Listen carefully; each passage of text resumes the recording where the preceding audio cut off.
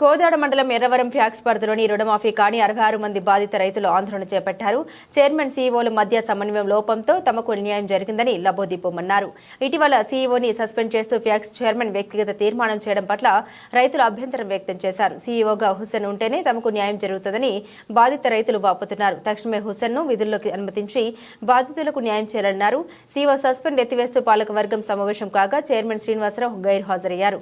దీంతో రైతులు ఆవేశంతో ఫ్యాక్స్లోని కుర్చీలను ధ్వంసం చేశారు.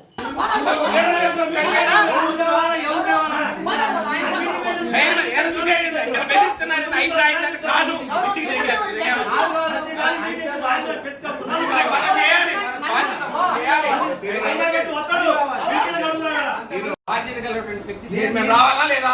రాలేదు.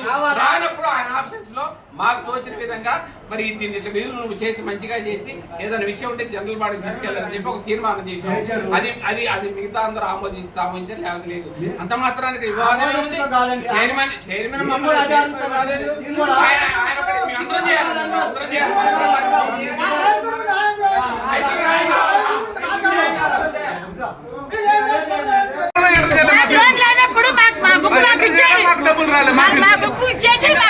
ఇచ్చినట్టు కూడా చూపెట్టలేదు.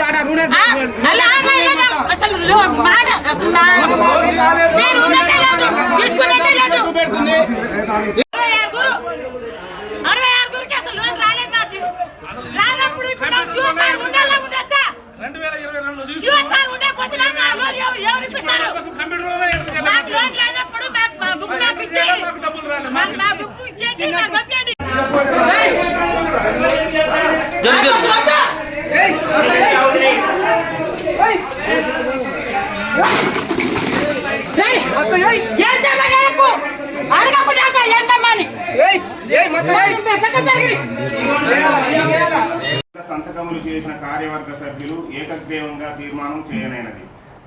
17/9/2024న టీఎస్ఈఎస్ ఎర్రవరం అధ్యక్షులు శ్రీ నల్జాల శ్రీనివాసరావు గారు సొసైటీలో సీఈఓ అవకతవకలంటూ కార్యవర్గ సభ్యుల తీర్మానం లేకుండా మరియు ఎలాంటి సంప్రదింపులు లేకుండా సీఈఓ హుస్సేన్ను, కంప్యూటర్ ఆపరేటర్ పాముల వెంకటేశ్వర్ను విధుల నుండి తాత్కాలికంగా తొలగిస్తూ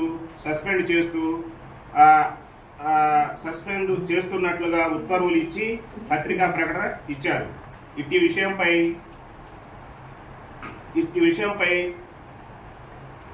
విషయమందు తెలిసి ఈ క్రింది కార్యవర్గ సభ్యులు అత్యవసర మీటింగు ఏర్పాటు చేసి విషయాలను పరిశీలించగా తిరిగి విధులను నిర్వహించవలసిందిగా